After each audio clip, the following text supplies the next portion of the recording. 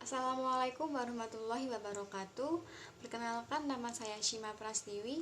Nomor NPM saya 19-13728 dari Prodi Matematika 2019 B STKIP PGRI Lumajang. Di sini saya akan menjelaskan sedikit informasi tentang prosesor komputer.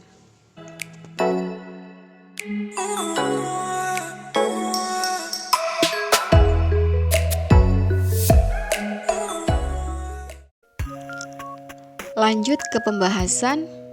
Yang pertama, bagaimana sih sejarah prosesor komputer itu? Sejarah prosesor dimulai dengan dikembangkannya konsep sebuah benda elektronik yang membutuhkan ruang besar untuk menjalankan seluruh komponen komputer dalam sistem kerjanya. Komponen komputer ini pertama kali dikembangkan ketika Cornell Swiss mulai mengembangkan komputer Z1 pada tahun 1936.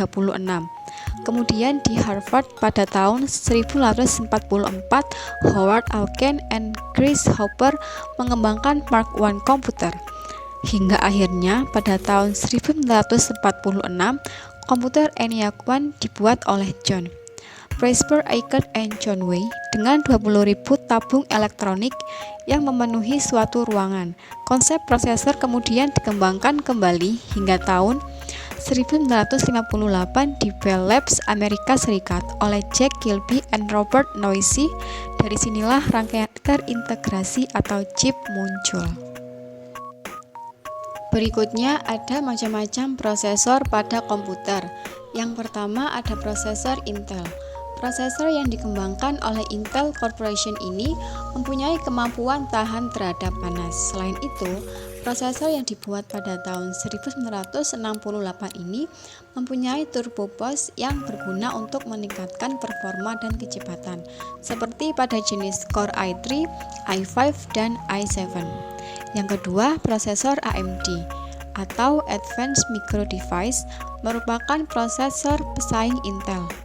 Prosesor ini sering digunakan dalam komputer game karena mempunyai kecepatan yang lebih baik.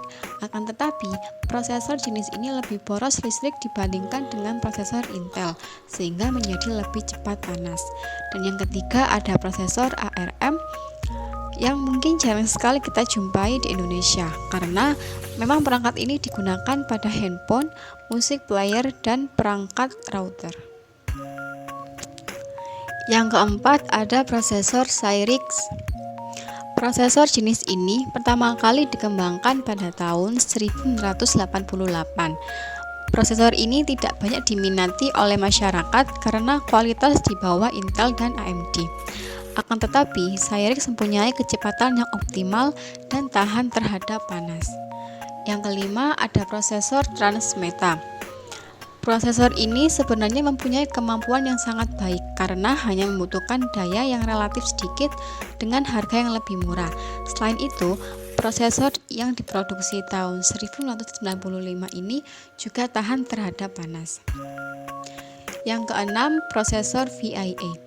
Prosesor ini pertama kali diproduksi pada tahun 1987 oleh negara Taiwan dan lebih difokuskan untuk menjalankan perangkat yang lebih ringan dan relatif kecil. Dan yang terakhir ada prosesor Centaur. Prosesor yang dikembangkan oleh Glenn Henry dan kawan-kawan ini masih kalah kemampuannya dengan prosesor jenis VIA. Prosesor Centaur dibuat pada tahun 1995.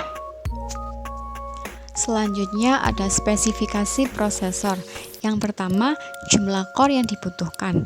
Core adalah seperti otak pada prosesor tersebut. Contoh Intel Core i3 adalah prosesor dengan dual core, bukan 3 core. Yang kedua ada kecepatan prosesor. Kecepatan prosesor diukur dalam gigahertz. Semakin cepat sebuah prosesor, maka semakin cepat pekerjaan yang dapat diselesaikan oleh setiap core prosesor tersebut. Yang ketiga ada HC pada prosesor. HC adalah bagian dari prosesor yang berfungsi mirip seperti RAM.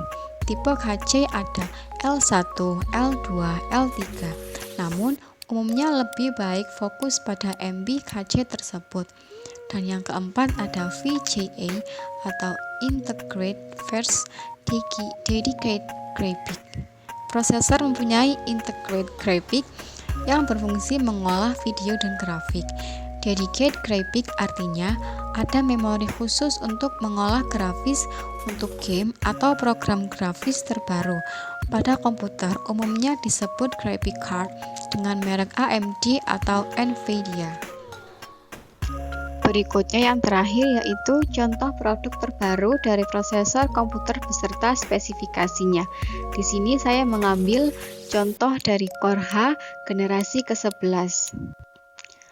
Pada CES 2021 yang telah dimulai, Intel mengumumkan beberapa keluarga prosesor terbarunya di dunia yang masuk ke dalam Intel Core generasi ke-11.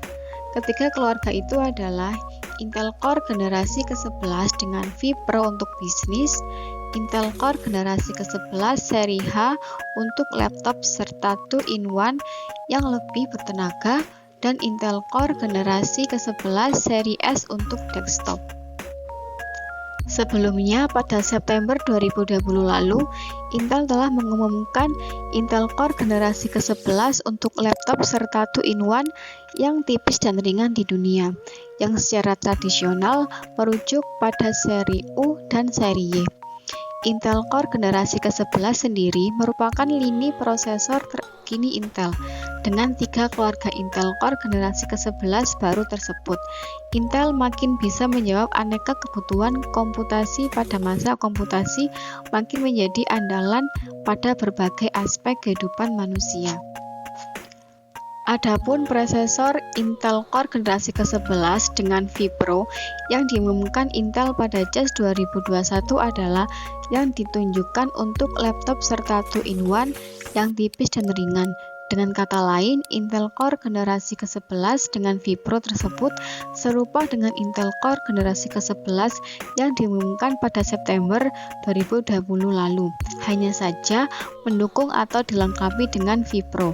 Bahkan, salah satu prosesor Intel Core generasi ke-11 dengan vPro bersangkutan adalah Intel Core i7-1185G7 yang sudah diumumkan pada September 2020.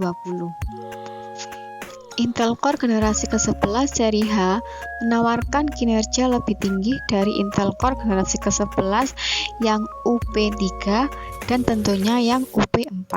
Menariknya, yang dikedepankan Intel pada CES 2021 adalah Intel Core generasi ke-11 seri H dengan TDP yang bisa dipilih sebesar 35 watt atau 28 watt dan bukannya 45 watt seperti biasanya. Intel Core generasi ke-11 seri H tersebut akan hadir dengan sampai 8 core dan 16 thread plus menyediakan 20 lajur PCI Express 4.0. Intel Core generasi ke-11 yang H35 sendiri hanya menyediakan 4 jalur PCI Express 4.0. Selesai sudah pembahasan tentang prosesor komputer kali ini. Semoga bermanfaat dan dapat menambah wawasan. Terima kasih sudah menonton videonya. Saya akhiri. Wassalamualaikum warahmatullahi wabarakatuh.